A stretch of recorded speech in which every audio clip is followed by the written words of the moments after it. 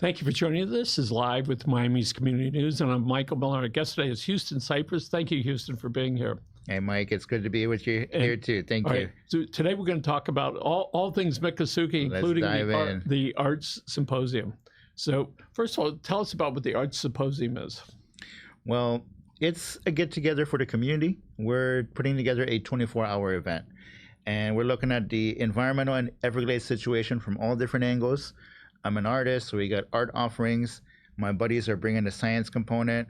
And for the community, we're going to have workshops, a film festival, and a late-night dance party.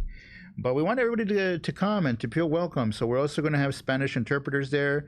We don't want any barriers to participation. So we're trying our best to make sure everybody's welcome. Okay, I want to tell us more about the late-night dancing.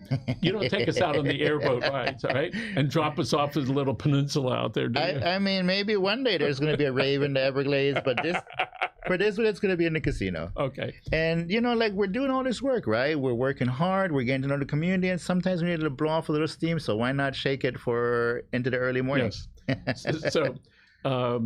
So what caused you and when did you become more involved with the arts? Thinking about the arts, I got to give credit to my grandfather. He's the guy that I used to hang out with after school, like when I was about 12 or 13 years old. And hanging out with him is really where I learned how to do wood carvings. And my grandfather, he's really good with the plant medicine, so he's always going out into the woods. And I used to follow him to go chop down the trees with him. So that's how I got started in the arts, like wood carving. The trees you would chop down is so that you could use the wood for the carving. Yeah, that's right, especially the cypress wood. I mean, my community uses cypress wood for the cheekies and all kinds of things. So that's really how I got started in the arts, with the wood carving with my grandfather. So the cypress tree was used because of what? Why that particular type of tree? Well, first of all, it's pretty abundant. Like where I live in the River of Grass, there's a really big forest next to us, the big cypress forest. It's light. You can use it for all kinds of things, like the cheekies, like the utensils and things like that. So it's a really good wood. Is it appropriate to call it's hardwood? I mean, it's not going to in a year, it's not going to fall apart. No, even with the structures that we build in our backyards, these structures last 10, 15, 20 years, even more. That's great. So they're sturdy. So, and you live in the Everglades. Yeah, I live in the Everglades. There's a Miccosukee reservation right out there next to Shark Valley. You should come on out and visit us. All right. So lots of times people sort of get confused about the roles of the Miccosukee in the 2020s. So tell us what the role is and what it looks like in the future for the Miccosukee people who live not too far from our studio here. I think I've been really learning from my community about the importance of coalition building, and the tribe's really good at that, especially when it comes to these eco concerns. So they've really been leaders in trying to protect the Everglades. Like, we're always talking about cleaning up the water, right? But what is it that we're cleaning up, and how do we know we're making progress? Well, it was the Miccosukee scientists that actually set that standard back in like the 90s or so. So when we talk about cleaning up the Everglades, we're really talking about bringing that pollution down, and the Miccosukee we're leaders in that. So I guess their role is protecting the glades and bringing people together for that purpose. That's wonderful. Yeah. So one of the things we do know, let's talk about pythons, is that and I used to import animals, including so it's you. including ball pythons and all the type of stuff. And we know that lots of people, forget the individual, but lots of people, when they get done, they go, okay, I'm just going to let this critter, whether it's a bird or whether it was a snake, all right, whether it was an iguana or whatever it was, the pythons have sort of taken over the Everglades. So tell us your personal experience and what the overabundance of pythons has done to our four-legged friends out there. As an artist, I like to look at things from an artistic perspective. So if you were to talk about the devastation that these pythons are doing out there in the Everglades, I think that it's making us look at it like minimalism. Like, all the little critters are gone, they're eating up all the critters, and they're kind of taking over things. So it's getting quieter, it's getting more empty, it's getting more lonely out there. Do you know that? Huh? You have personal experience with that. I see this regularly. Sometimes they even crawl up into the backyards and things, into the communities. So it's pretty scary if you're trying to take care of little kids out there. So it's a nuisance, and we do have to do something about it. I know the state's been trying to fix it. Mm-hmm. I'm not quite sure what it is. Mm-hmm. But maybe there'll be some virus that's going to come along and going to kill those pythons, Mm-hmm. or maybe they'll start cannibalizing each other. Mm-hmm. But we know that a lot of the raccoons, the rabbits, the deers, those are all are mostly gone. Yeah, but I have a faith in science, and I have a faith in the community. Yes. We got a bunch of really talented folks out there, not only in Miccosukee, but in the state agencies that's working on it, like the Fish and Wildlife Commission and all them. So they have really good resources and really good technology out there that we have to get and implement across the Everglades. And we know lots of times those changes are already taking place long before the general public knows about Early it. warning. That's the importance of early warning and getting to action, and we've got to do that together. That's wonderful. Yeah. Tell us about the Love the Everglades movement. Well, it's a nonprofit. These days, it's a nonprofit. But me and my buddy started pretty grassroots. My buddy is an artist named Gene Sarmiento, and we met up in art school. We became friends, and he caught my attention when he did this report on the restoration plan. So I'm like, come on out, let's hang out. And it turns out that his dad used to take him fishing back there when he was a kid.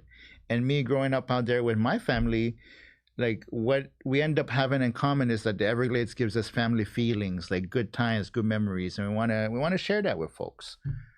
And like, how can you get people to care about the Glades if you've never been there? Yes. So once we started like experimenting and trying different things, we realized that the field trips are the best way to get people engaged. So we take people out. When are you going to come on my boat ride, Mike? Okay. So on Sundays you do airboat rides. Last Sundays, yeah, last Sundays of the month. And it's a safe boat, good size. It's got that big, powerful jet engine on it, right? Yeah, yeah. And you promise we go out there, we're going to see some alligators. Guaranteed. Guaranteed. Guaranteed. Right? Yeah. And you've been doing this a long time. And when do you recognize some of the alligators? A few of them, there's like, because they're territorial. Yeah. So some of the islands that we visit, they got their resident gators. And if other gators come over, they'll try to scare other gators off. But you can tell that that's the one that lives at this island, or this is the one that hangs out by that canal. So you kind of get, like, So if you're around there often, you get to know them. So if you were them. looking, let's go over there because I know that so-and-so is over there. Yeah. That's wonderful. And these guys live a long time. Like, if they're healthy, they can live 70, 80 years or more. So and speaking of the Everglades, so the federal government put money in to try to rescue or restore the Everglades. In your estimation, how's that working? When we can get our act together and get these projects funded and encourage our elected officials to stay on the job, we can see really good things. Like, what gives me hope is that you can go to the Kissimmee River, just north of Lake Okeechobee, and you can see some of these restoration projects that are done, completed, and the birds are coming back, the animals, the plant life is thriving out there. So, like, that's what gives me hope. Like, once we get these projects done, once we work together as a community, like, we can really see positive change on the ground. When I was in my younger years, I used to go snake hunting out there. Oh yeah, it was a wonderful experience for me. It was like great. I loved doing it, and I think that part of it is all the neighbors were scared. My neighbors, but I really enjoyed that. Yeah. To go and say, okay, how am I going to catch these guys? And so I really enjoyed it for a long time. So we know that it's essential because all our water here in South Florida, at some point, goes through that system, doesn't it? Yeah, I mean, the water. Like, people talk about the Everglades being a source of the drinking water because it kind of filters down into the aquifer. And over here in the city and in the urban parts, this is where we pump the water from. So, like, our drinking water, did you take a bath today? I hope so. But also our electricity, because we got the power plants. For example, the nuclear power plant uses millions of gallons of water a day. So if you're charging your gadgets, you can thank the Glades. Okay. And tell us why water is used for that. Because, for example, in the nuclear power plants, it uses this water to cool the machinery. There's cooling canals and all of that, so it ends up using millions of gallons of water a day. So we hear that frequently, and that's because it's you got to have this water to keep it cool, so it doesn't explode. And so that's great. And for the people that haven't been out in the Everglades and they haven't been out there in, let's say, 20 years, what's the difference they're going to see on some of the roads? Well, I think There's some really cool access points that are being installed these days. There's improvements in the national park. There's some pretty cool places that you can pull over on Tamiami Trail, more like in the Big Cypress area. That part of the Everglades, they call it the scenic highway.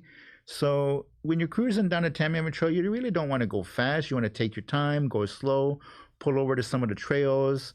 I really enjoyed the trails over at Oasis, the visitor center in the Big Cypress. They got some awesome paths that you can follow, and that's really the beginning of the Florida Trail. So things like that, like take your time, pull over, take it all in. And one of the reasons to take your time is because the Miccosukee have their own police force, and they're there. And if you speed, just like anywhere else, all right, you might get pulled over. And I know sometimes when we look at big roads, we want to go faster, all right? Yeah. But don't go fast. Enjoy yourself, all right? Yeah. Or else you're going to pay a fine or go back and try to fight it. So just behave yourself. One of the things that we do, we're acutely aware of what littering and trash, dumpings does. What can the Miccosukees do or are doing to try to limit that? Well, I've been inspired to really start organizing Everglades cleanups through my nonprofit. And so we work with the tribe to get access to some of these places, places like where people are putting in their boats, or there's even illegal dumping sites out there in the Everglades. So anything that we can do to like prevent trash from getting in the water is just going to improve our quality of life. So I think I'm going to invite you and your viewers to come on out to our next cleanup. It's going to be Sunday, October 6th. Oh, really? Yeah, come on out. By the way, Miami-Dade County gave out 1,500 misdemeanor citations. Okay. 45 or 50 felonies. Yeah. Right. Seized vehicles and collected $450,000 in fines in 6 months. So people are still doing that in Miami-Dade, and certainly it's different if they do it in a suburban area where they can pick up the trash. But when somebody dumps it directly into the Everglades, it's more likely to do more pollution right away than if they do it. So we don't want people dumping their stuff. There's garbage cans on the boat stuff. Just so people should respect the Everglades and make sure this is right. I mean, people think that they're dumping things out of the way or where people are not looking, but there's no way. Like everything gets back into the system. Yep. It always affects us one way or another. By the way, the county has many hidden cameras, camouflage cameras, and they have a whole police force that are doing that. So maybe one day you can set that up and record it, and then you catch guys. But people just shouldn't do it. Leave it, put it in a trash can, or put it in that plastic bag that's not recyclable, and put the stuff in and throw it in the garbage. So as far as some of the things you do, tell us about the scientific aspect of some of the work that you do. Well, we've been really learning a lot from folks at FIU. They got a bunch of great researchers doing work along the coastal Everglades. There's also some amazing work being done by the Miccosukee Tribes EPA. They have their own EPA. And so they're looking at water quality, how that's affecting animals and plants. By the way, up on the screen, we have the Miccosukee Arts. You can see there's one right there. Okay. All right. So since we have it up there, let's talk about, again, that's coming up when? This is coming up Friday. We're going to start the program at 9 a.m. So that's Friday, October 4. October 4, right? That's the Miccosukee Arts and Science Symposium. Yeah. And so tell us again what people can be able to see. So we're going to have the daytime symposium, learning, workshops, and skill sharing. The film festival at night is going to have 3 programs, feature-length short films, and episodes from Jeff Corwin's program, and then the late night dance party from 1 to 6. And people can go on your Instagram and see more stuff, right? Yeah, the Instagram is the best place to find the latest info of what we're up to. Love the Everglades. Or if you wanted to get tickets to the event, it's at Eventbrite. Oh, that's wonderful. So people can go to Eventbrite and register for that, and they can go down. Yeah, and if you come on out, we'll make sure to feed you. We got lunch for you. We'll have a good time. You hear that? Yeah. That's wonderful. Okay. So tell us what some of the priorities are as far as in the Everglades that you want to highlight. Well, I think right now the Big Cypress forest needs a lot of love. A couple years ago, we were looking at the threat of increasing oil drilling in the area. There was one fracking incident about 10 years ago that was shut down in the Big Cypress. But these days, it's still a constant pressure to dig, to explore, to extract. And so we're trying our best to prevent further degradation of Big Cypress. So let's show Big Cypress some love. All right. And then if I was to think about other priorities, like I'm really concerned about the deer population. Like what can we do to bring the deer population back? And I don't know. I love taking people out there. So just getting folks out there. As you realize, and you pointed out, is when you can get people out there, they can look at it and go, where are those deer? Right. And we know where they are. They're in the bellies of a lot of those alligators. That's right. So how does it get? Is it worth repopulating it, or is it just going to be feeding the pythons and the alligators? I mean, is that what's going to happen? No, I'm pretty hopeful about being able to bring these populations back and other species back. It's just going to take time and commitment and dedication from us, from the next generation, and from people that are coming into South Florida, especially new folks that are moving in. I think if folks move in, one of the first things they should do is come see what's here. Come to the Everglades, come to Big Cypress. Okay, so if somebody's on Southwest A Street and Chrome, 177th Avenue, from that point, where are they going to be able to drive and say, oh, this is part of the Everglades? How many minutes after that final stoplight? Not too far. I mean, within 5 minutes or so, there's some access points on the levee. But if you want to take an airboat ride, there's a bunch of airboat ride operations. You got Coopertown, you got Safari, you got Miccosukee, Buffalo Tigers, Tiger Tail. So there's lots of places they can do. Those are some really good places to like check out.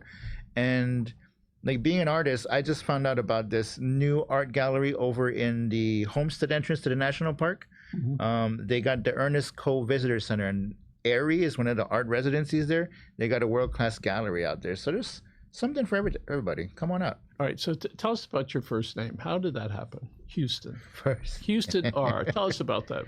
I mean, it's still kind of a mystery. I asked my mom. She gave me one story. I asked my dad. He gave me another story.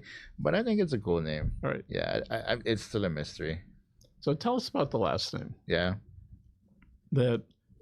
Tell us how is that in your family name, and that's continued all these years? I mean, you got to remember that like this use of last names among Miccosukee and Seminoles is kind of a new thing. And when folks started to like really participate in American society, getting documents and things like that, some folks would translate the roles that they had in the community. Like if somebody was a medicine man or something, maybe they took on the last name doctor. Maybe they translated a Miccosukee word into tiger tail. Other folks, I think, were inspired by the places that they were living, like Big Cypress. And so I think these are the ways that our community got these last names.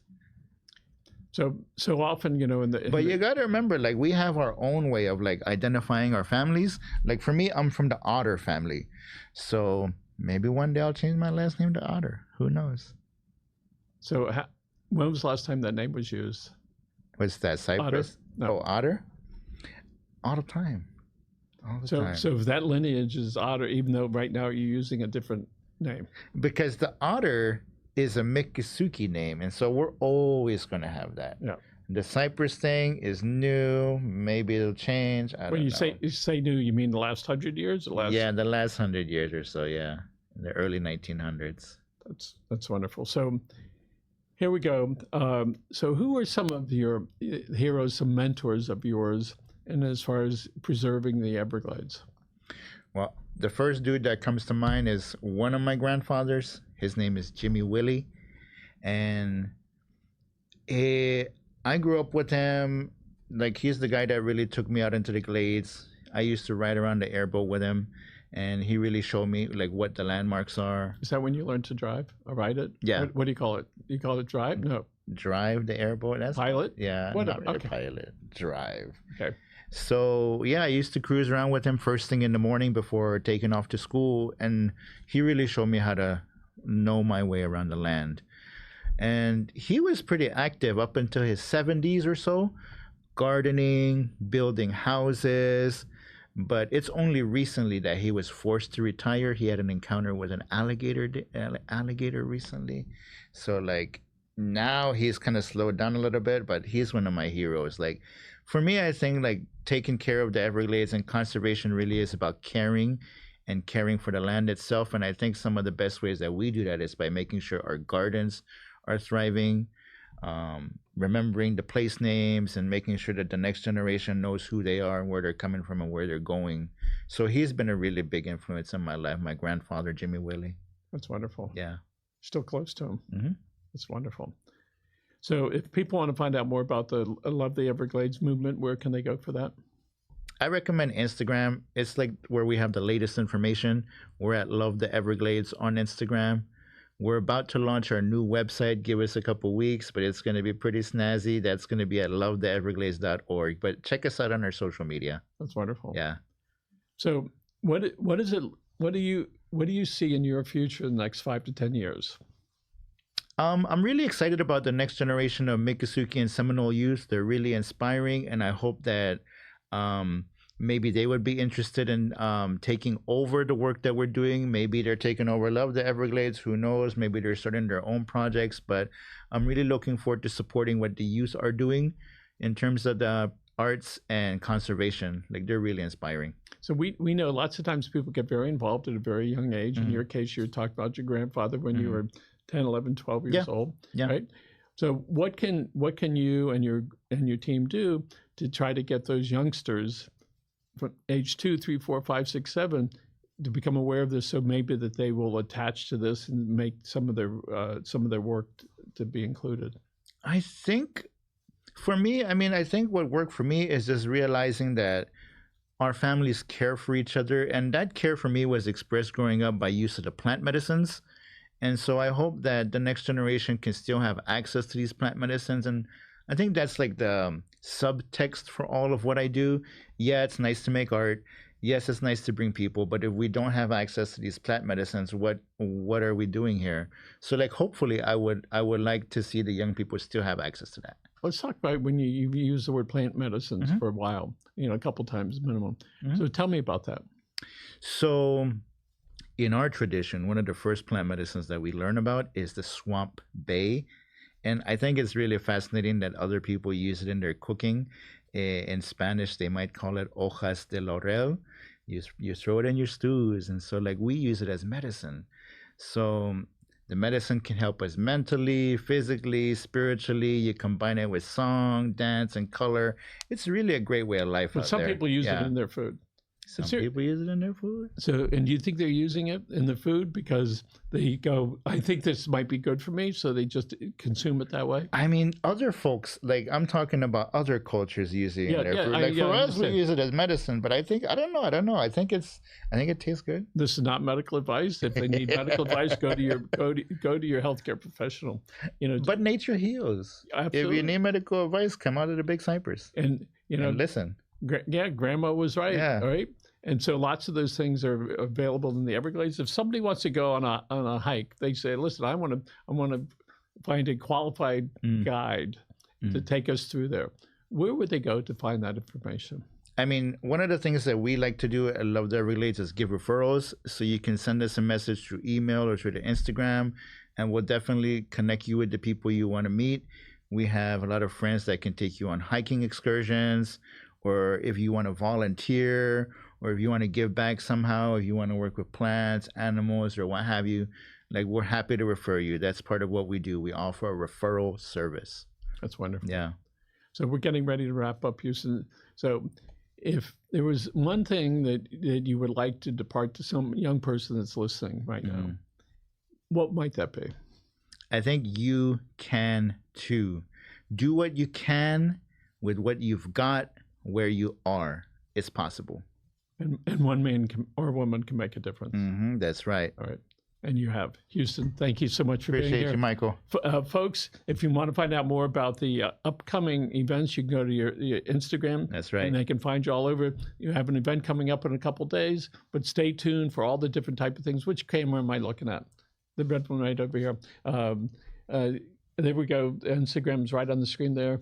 And you can find out more about their events. Again, folks, thank you very much for watching. Remember, take care of yourself and your family. Have a good day.